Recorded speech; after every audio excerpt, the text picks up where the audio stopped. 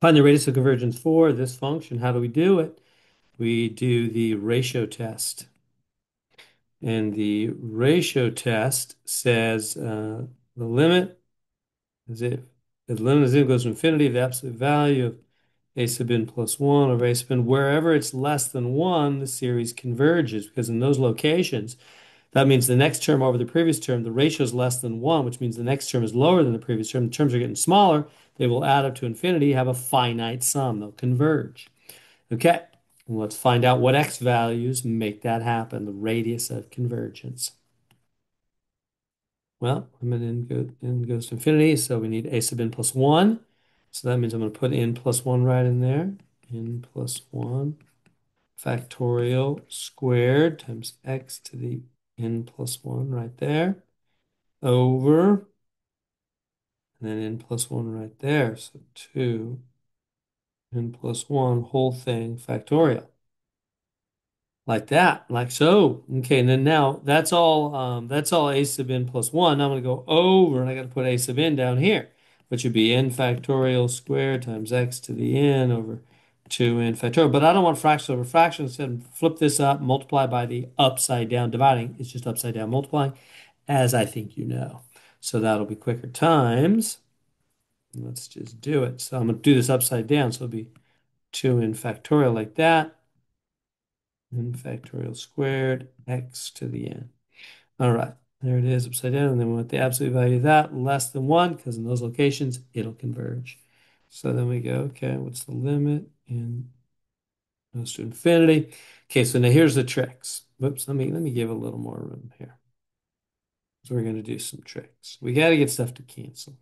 So how are we going to do it? Well, we're going to say, if you distribute this here, you'll get 2n plus 2 factorial.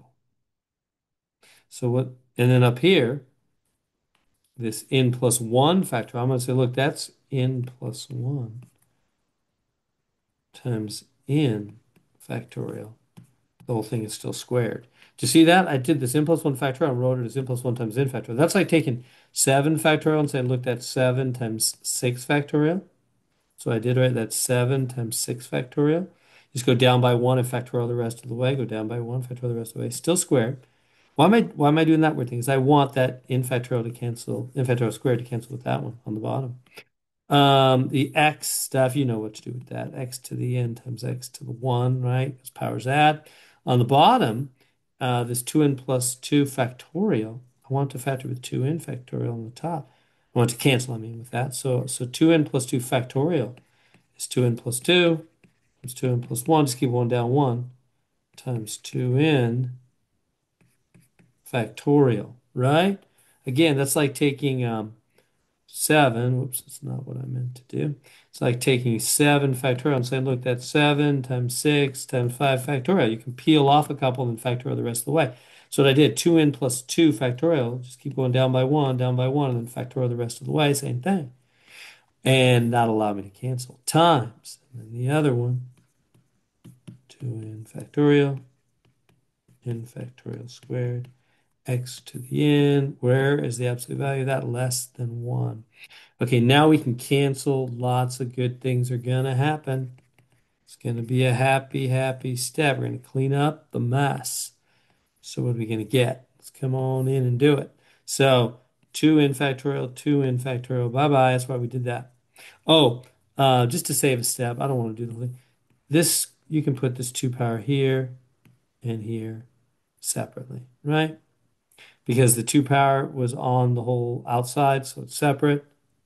And then I can cancel this and this.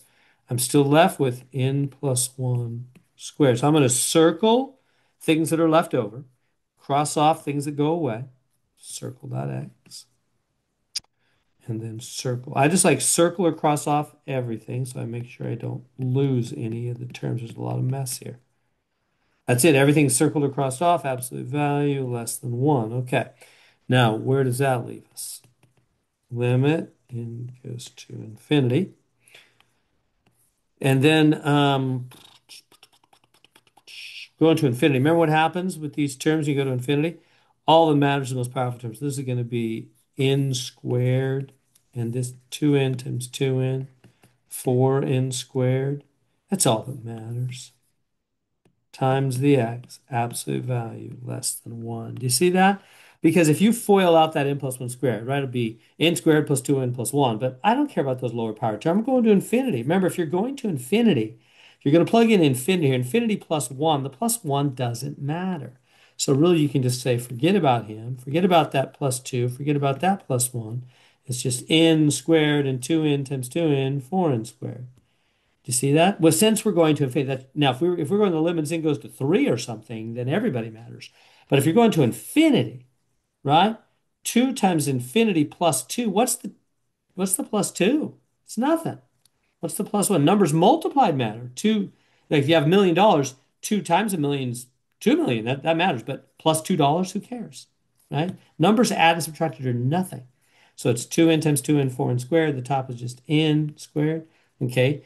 And then these will cancel. And so it's 1/4 times x less than 1. Last step to get x alone, multiply by 4 over 1 or 4, same thing.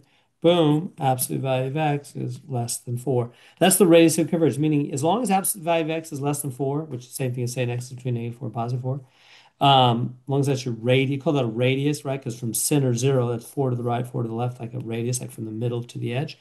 The radius converges to 4. As long as absolute value of x is less than 4, this series will converge. And that's the answer they had right here. There it is. And there we go.